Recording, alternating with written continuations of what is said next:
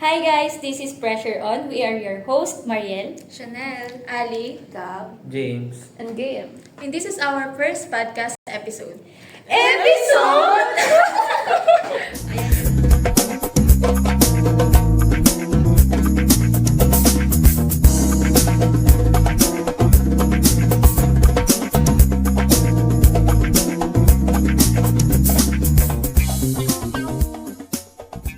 Go.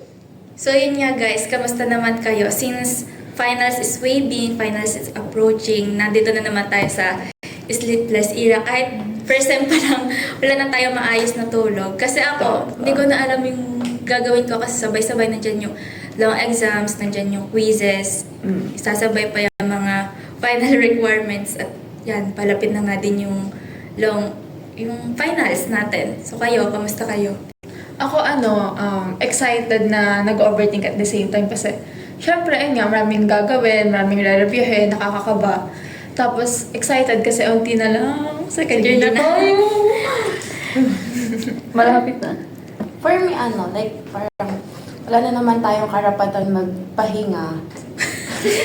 Pero okay din kasi konting kembot na lang, second year na tayo. Parang last time lang, first term ganon, tapos ngayon, third term, last exam.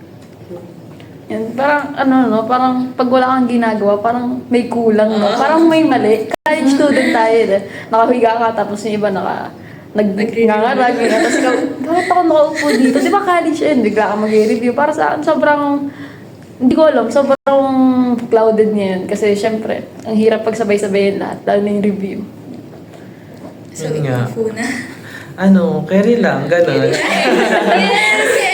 Go girl! Excited, syempre, na kinakabahan din kasi syempre, hindi natin malaman kung kaya ba natin talaga, ganyan. Kasi ang dami din nating talagang load work sa school, tas sabay-sabay din yung So, tatanungin ko muna si Sal. Sal, okay ka pa ba? Sal! Okay pa ako. Okay ka ba? Okay pa. So yun, grabe yung pressure ngayong finals, no? Siyempre, yun nga, copy-paste na lang sa inyong lahat. Copy-paste! Siyempre, di ba, naka-pressure kasi iniisip mo yung finals, may finals sa major, finals sa minor, magsasabay-sabay. So ano na mangyayari? Hindi na. Try na lang ang person. Hindi natin alam kung papasa Oo. ba or di ba. Pero konti na lang talaga. Talaga. Second year na. Tsaka ang inaano ko din, para si Pagi na ako mag-aral. Third year na tayo next year! Third year na tayo next year! O, di ba guys? Yun. Ang nakakatakot na sa pagka mag-exam na, yung mental block. Lalo na yung exam nyo. Pang board exam. Grabe. Tapos yung ni-review mo, hindi lumabas dun sa exam. Yung Parang ikaw na lang activity yung nyo, lalabas. yung activity nyo parang pang elementary pagdating. Hala, Totoo, ano yung exam totoo, for totoo, elementary? board exam. Ano yan? Tutulala ka na lang talaga. Self. Tawagin mo si Self.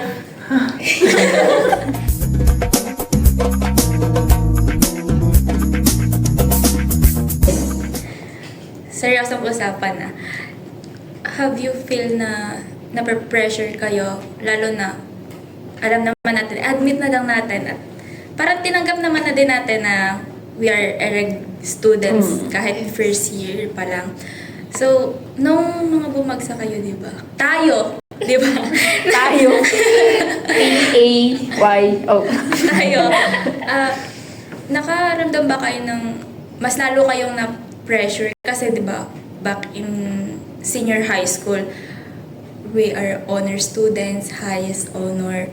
So yun, anong nararamdaman ba natin ngayon? I-assess natin mga sarili natin ngayon kung ano ba nararamdaman natin. Nung first time kong magkaroon ng R, Ayan ang nalalaman sa portal, di ba?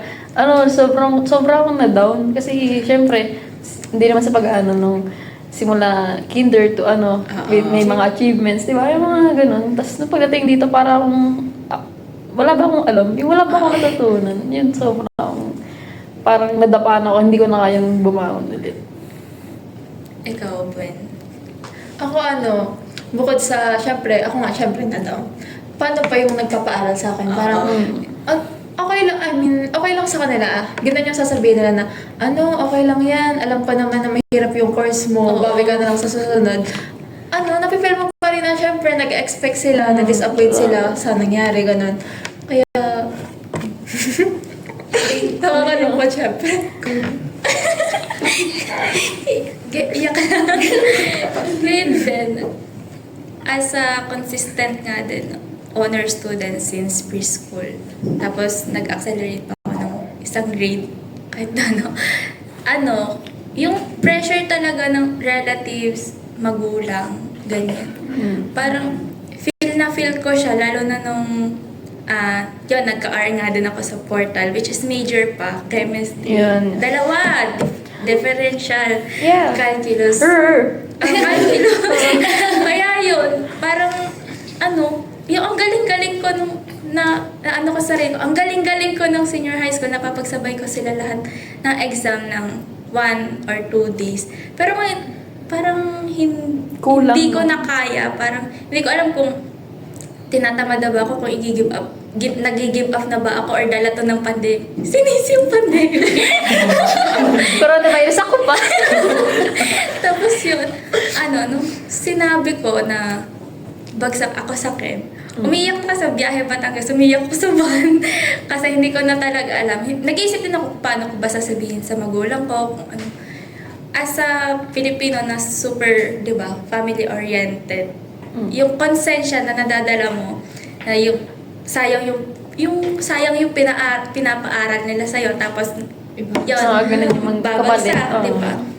So parang, kahit, yun nga, sabi ni Boy, kahit sinasabi nila na okay lang, na mahirap naman yung Course na tinake natin. Di ba, ramdam mo naman yung mga disappointment, yung silent treatment. Hindi man... Double meaning. Oo, yun. Kaya, yun part of me. Masakit. Masakit talaga. Masakit na nga. Hindi masakit. Parang kagat lang ng short. Ganun lang yung R sa amin. Disappointed pa din naman sila. Kahit sabihin nila okay lang. Ikaw ba? Siyempre, sobrang sakit nga na, alam mo yun, yung nakakita talaga ng R, na, alam mo yun na, di ba, from high school, na consistent ka talaga na with honors, with high honors. Tapos, pagdating ng college, parang mapapatanong ka na lang na, saan ako nagkulang? Nasaan na yung pinag-aralan ko? Bakit ganun? Siyempre, nung time na nakakita ako ng R sa portal, sabi ko, ano kayang sasabihin ng nanay ko? Kasi yung nanay ko yung nagbabayad ng tuition ko. Tapos, malalaman niya na may R ako. Tapos, pagkakita ko pa lang, umiyak na ako. As in, mga 1 or 2 weeks ko siya bago sinabi sa nanay ko. Kasi, takot ako na, baka pag nalaman ni mama, huwag ka na mag-CE. Huwag ka na mag-CE. Totoo, yun. Oo, kasi di ba, syempre, yung ina-expect nga sa'yo ng nanay mo, kasi with honors ka nga, so ina-expect nila na papasa ka kasi with honors ka eh. Kaya mo yan! Matalino kang bata! Pero, nung nakapag-desisyon ako na sabihin sa nanay ko, umiiyak pa ako nun, sabi ko, mama, may sasabihin ako sa'yo, huwag kang magagalit. Sabi, ano yun? Sabi niya, di ba, may grades na kami sa portal. Alam niyo yung sagot niya, parang, may honor ka ulit. Ganon. Yun. Yung parang, Nag-expect. Sobrang taas na Oo, expectation niya. Sinabi niya agad na ganon. Tapos sabi ko, may bagsak ako.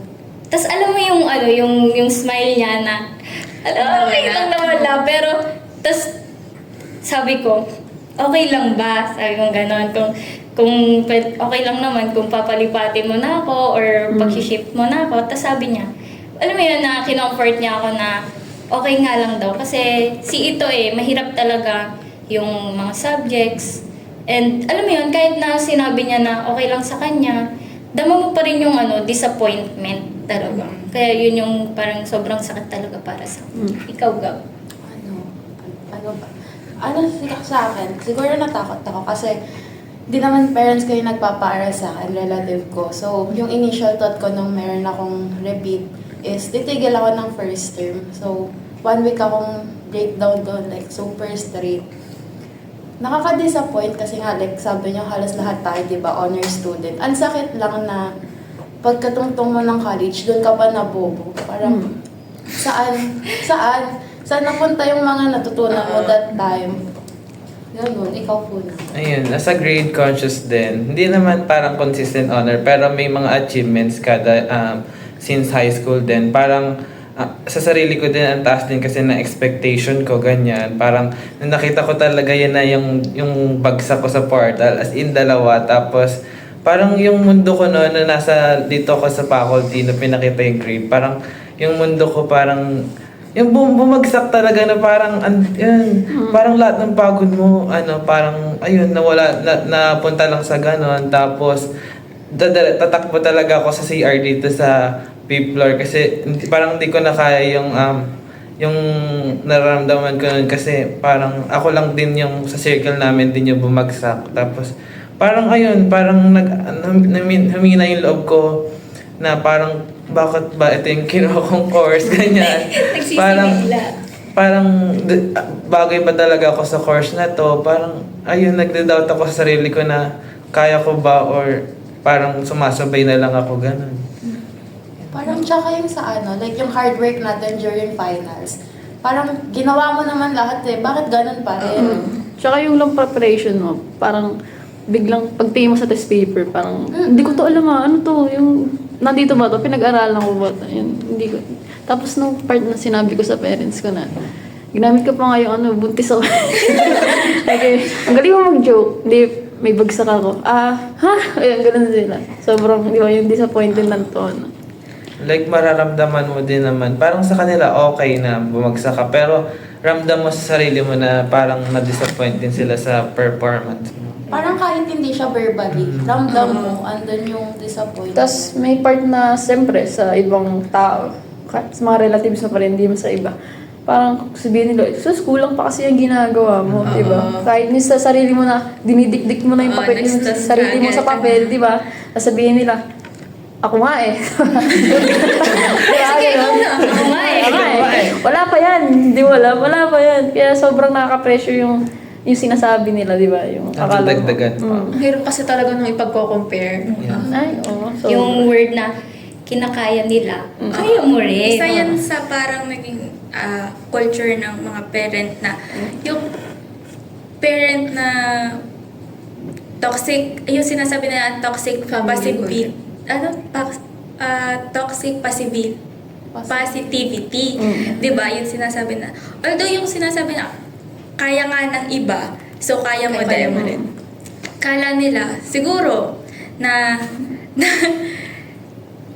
motivate tayo sa ganong paraan. Pero, yung pinagsasabihan tayo na nakakaramdam tayo ng pressure, di ba? yung ano yung motto na kung kaya nila, kaya mo rin. Kung kaya nila, hindi pagawa ko sa amin. Kaya pa nila eh. Hirap na kami dito, pa-pressurein nyo pa kami. So, other than nung nakatanggap tayo ng R dun sa portal, may iba ba kayo na-experience na pressure dati? Parang sa R, dun sa R na yun, dami kong what ifs, dami kong tanong na hindi ko rin masagot-sagot sa sarili ko. Like, yun nga, kulang ba? Nag-aral ba talaga ako? Ganun. O tinamad na ako. Gusto ko ba talaga to? Doon lang sa part na yun na, yun nga, since hindi ko nga talaga ayun, parang... Di ba kapag yung family gathering, tatawagin na, andyan na si Angeli! Siyempre ikaw, ayaw mo ipahiya yung sarili mo. Hindi naman po, okay naman po yung grades ko. Okay naman po yung grades ko, may R. Papagawa na ako sa'yo ng floor plan. Ikaw kontrata na kita. Ikaw yung gagawa ng future house ko. Yun yung nakaka-pressure yung simpleng biro. Pero, engineer yan eh. Kaya niyan lahat. Pa-tutor nga! O, di ba? Tsaka yung pressure pag engineering student, parang matalino ka. Oo, akala nila talino ko. Pero in fact, Akala nila. Di ba pwedeng Gusto ko lang. For cloud lang. Kasi ano eh, ganda kasi sa pangalan, engineer. Oo. Tapos ano, yung nung sinabi ko kay mama na may bagsak nga ako, sabi nila, okay lang yan, di ba? Yun nga, sabi, okay lang yan. Nakikita pa rin namin na may magiging engineer ka anak, may magkakaroon kami ng engineer na anak. Yun pa lang parang sobrang Oo, pressure yun na. yung pressure Ang bigat talaga. talaga, sobrang bigat. Yung ikaw yung magiging unang engineer sa Yun. pamilya. So, Yun Yun yung masakit diba? yun. Meron din kasing mga ibang parents na nag-aaral ka palang bibigyan ka agad ng responsibility. Responsibility. Kunwari, ako sabihin sa akin ng parents ko, ayan, pag nakagraduate ka, ikaw na magpapaaral sa kapatid mo, ha? retirement plan. Oo, ganun. Like, alam mo yun, parang nakakapagbaba naman yun. Para naman ako, di ba? May ganun din akong experience. Pero sa kapitbahay naman. Hindi ko alam kung bakit kasali sila sa dapat ma-achieve ko sa buhay. Kaya kapag engineer ka na, bigyan mo naman ng scholarship. Mayor? Diba? Mayor? Hindi ko pa nga alam kung aabot pa ba ako ng buhay kung magiging. Diba? Parang, yun yung pressure talaga na parang hindi mo alam kung yung ina-achieve mo pa ba yung pangarap mo para sa validation na na kailangan natin or yun nga, Para sa iba na lang. para sa iba na lang ba yung gagawin mo Para sa gusto na lang ng oo, iba. para sa iyo ba talaga yun? So, ganun. Di ba may mga news pa na na kumakalat ngayon yung Oo, yung about sa college student na graduate siya pero wala siyang work. And parang yung relatives niya and yung family niya, parang alam mo yun, yung pinapressure siya kasi college graduate ka tapos wala kang trabaho. Parang sinasabi nila na, saan napunta yung pinag-aralan mo, ganun. Parang kasi, like, pag graduate ka, parang madali na sa'yo maghanap ng trabaho. May degree ka, di ba? Hindi ba siya hindi ba siya cum laude, di ba? Hindi. Ah, Tapos, wala. syempre, siguro, Oo, kasama na doon graduate yung, ilang taon yung ginugol mo sa pag-aaral. Sabihin natin, 4 years ka nag-aral, tapos, hindi ka mag-work. Yun yung mga yung mga Na-pressure. possible na sinasabi ng mga, Parang nag-aral ka pa. Masama ba magpahinga pagkatapos ng 4 na taon na straight na pag-aaral? di ba pwedeng, wait lang. Kapag nagpahinga ka, tamad ka. Sabihin nila, nag-aral ka pa pala eh, bakit nandito ka sa bahay, di ba? Oo, yung sasabihin, di sana tumambay ka na lang. Hindi kami nagpakapagod para pag-aralin ka. Yun yung Parang pressure. yung pagpapaaral sa'yo ng parents mo, parang hindi dahil obligasyon nila, kundi parang ikaw yung magiging retirement plan nila. If yung ganun yung dating. Oo, parang utang na loob. Ganun. Parang responsibilidad mo na bayaran sila pabalik. Though hindi mo naman hiniling na mabuhay ka dito pag-aralin nila. Yung mga nararamdaman nating pressure na minsan nagkakaroon ng ibang consequences, di ba? Hindi naman lahat ng students na gaya natin kaya na makapagtanim or makapagtiis sa ganong pressure. Nandyan yung mga iba't ibang consequences, di ba? Like, dyan yung mga hindi na kinakaya yung pressure, nagsusuicide sila. Yun yung malala, sobrang lala. Kapag sobrang hina na talaga ng loob mo and yung down na down ka na talaga, alam mo yung feeling na kapag, alam mo yun, na kapag may anxiety yung isang tao, alam mo yung parang wala lang sa kanila, yung sa relatives mo na sasabihan ka pa na, nag-iinarte ka lang, nag-iindrama ka lang. Anong anxiety? Hindi, kadramahan mo yan. Yung parang ganun ba? And syempre, sobrang sakit nun. E di syempre, mafe-feel mo na wala ka nang kakampi. And magkakamap ka na sa ganung, yun na yung suicide, ganun. Hindi din kasi open yung mga Filipino. For me, hindi open yung mga Filipino para sa mga mental disorder. Mostly kasi yung mga boomers yung natin yan, di ba? Sila yung nampe-pressure talaga. Kasi sa ating kapwa mga millennials and Gen Z, naintindihan kasi natin kasi bukal tayo. Bukas tayo sa ganung Sa mga ganung usapin. Parang kasi for them, anong kinaka-depress mo? May bahay ka, may yun, nakakain ka, Diba? may aircon parents kang yung bahay. nandyan, May nag-aaral nagpapaaral ka. sa'yo. Ano pong ikaka-depress mo? Na, usakon. yung iba wala. Na nandyan ka sa posisyon na yan, ano pang kailangan mo? Di ba? Yung mga tanong sa isip mo. Mostly sa ganun. Kasi parang hindi nila tayo, like parang dun sa mga boomers like you said. Na, Pero hindi po lahat hindi naman lahat. hindi nila magets yung pressure na meron tayo as a student. Hindi nila gets yung hirap ng pagmamanage ng oras natin. Tapos pag-absorb ng mga lesson, ganon. Minsan sabay-sabay pa yung requirements. Tsaka yung kasi, ang mali kasi nilang, ang napapansin ko lang, naririnig ko rin, parang kinukompare nila yung kabataan noon sa ngayon. Di ba may kumakalat na meme? Tamay tumawid kami sa ilaw. Nilaway Hindi ko namin. nararanasan yun. Ito lang yung baon namin, 5 piso, ganun. Magkaiba naman na kasi yung value before. yung value Inflation, ngayon. Diyos ko.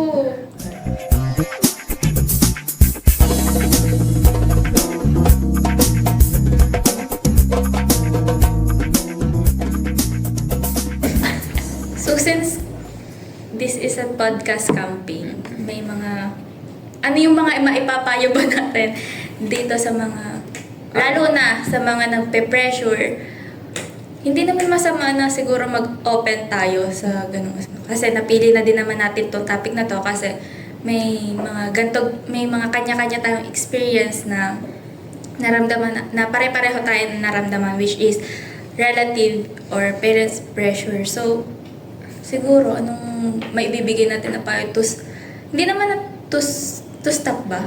To stop giving pressure on us or Pero kasi yung pressure hindi na talaga may iiwasan. Nandiyan talaga since yun. ito, Ano na siguro? nandito na Choose to eh. the word wisely.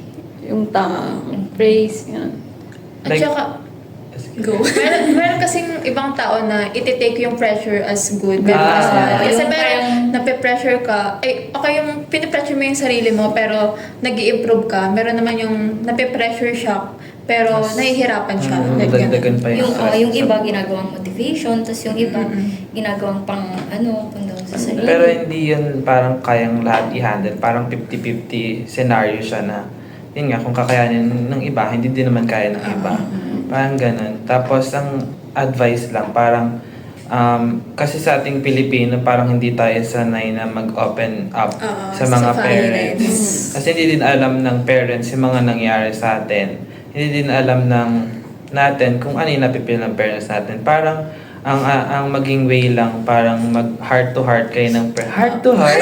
Hindi ganun. Heart to heart. Parang ganun, parang maramdaman din nila yung Yes. nararamdaman mo kasi hindi lang din naman sila yung nahihirapan. Tayo din nahihirap. Oo.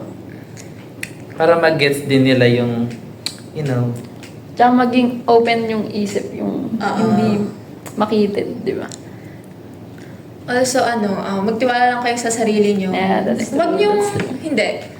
Okay lang. I mean, okay lang pakinggan niyo yung sinasabi ng iba, pero huwag kayong magpapadala doon. Parang, mas magtiwala kayo sa sarili niyo, parang ganun. Kasi syempre, yung iba, parang sasabihin ka ng mga negative, parang, di mo naman kaya yan, ganyan. Huwag niyo isipin niyo, mas magtiwala kayo sa sarili niyo, ganun. kasi hindi naman sila yung asenso. Kami yun. Engineer po na. Yes, naman. Yun nga, like, we have to be more open about sa feelings natin, like you said, then, we should, hindi natin iti-take personally yung ibang pressure. Kumbaga, i-sort out natin yung mga sinasabi ng tao. Kasi, para sa atin, alam naman natin kung ano yung kaya natin, ano yung hindi natin kaya.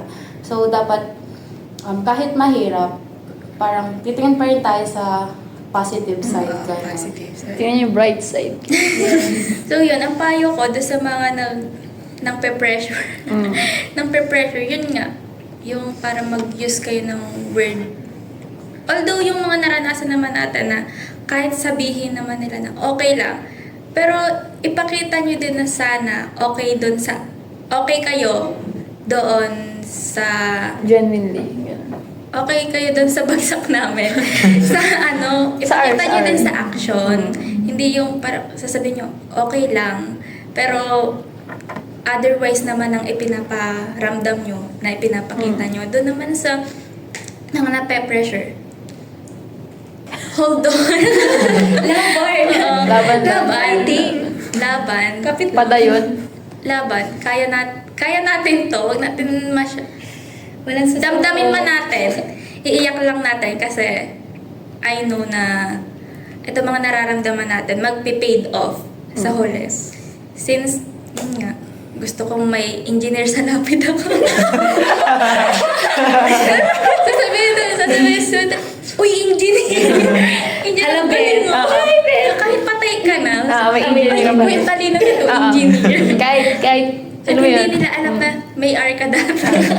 Patalino to.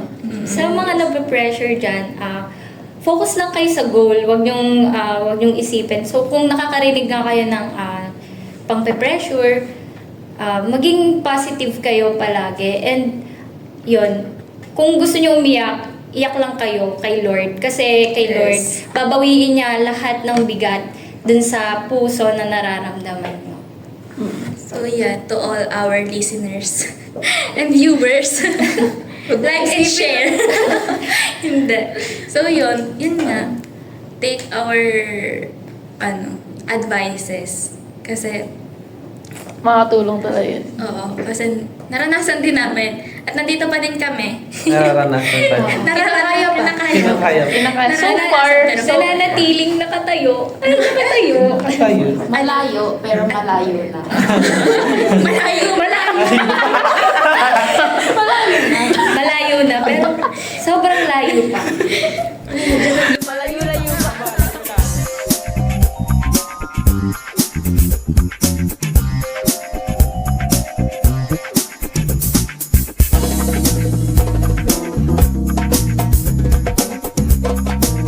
So yun, since tapos na tayo sa open up, ganyan, dako naman tayo sa realization, which is na parang last part na nitong ating podcast. Ikaw, Funa.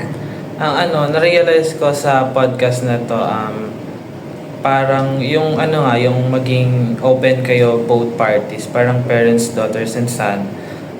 Mag-open kayo sa isa kasi hindi din naman nila alam talaga yung totoong nangyayari sa atin. Ganyan, parang maging aware lang din sila kasi sila taga-support lang din sa atin, ganyan. Parang maging vocal nga sa mga nangyayari sa atin. Ako naman, since narinig ko lahat ng experiences natin, na may pagkakatulad tayo na ganon, yung taliwas yung pinapakita ng action sa sinasabi. So, I think communication is the key talaga na kailangan niya. Sabi mo nga na kailangan talaga ng magandang communication between the parents and the daughter or son para naman maramdaman nila or malaman nila kung ano ba yung mga nararanasan natin dito sa school, sa ibang bagay. At saka yung pressure, parang, sige, tatanggapin ko na lang kasi parang naging part ko na din yun na nagsisik ako ng validation na parang yun din yung nagbo-boost ng energy.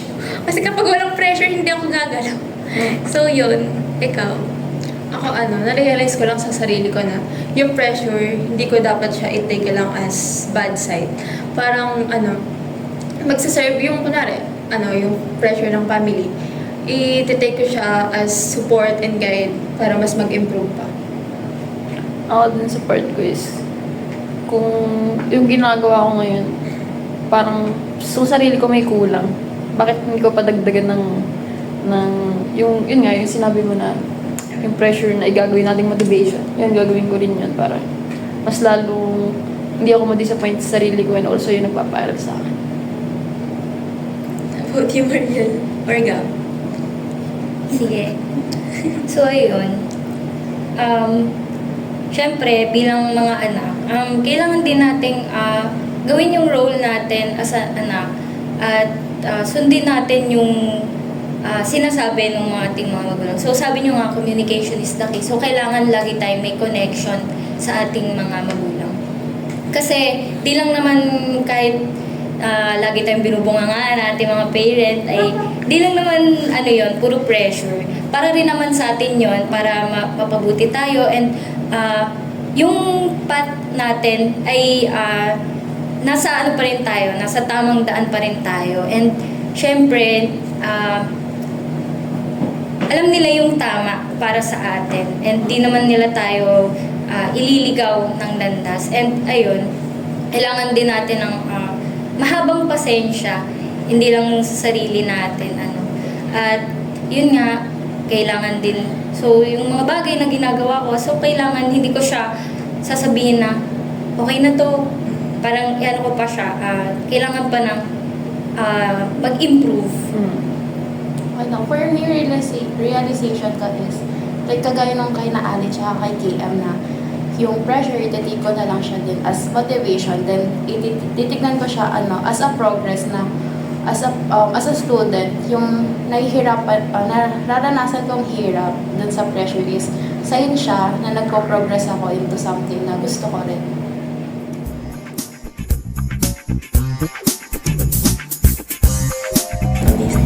So I think we need to wrap up na this Yes. podcast. And we hope na may natutunan kayo, may napulot kayong aral sa aming mga pinagsasabi dito. Thank you po. Thank you guys. Thank you po. Bye-bye. Fighting!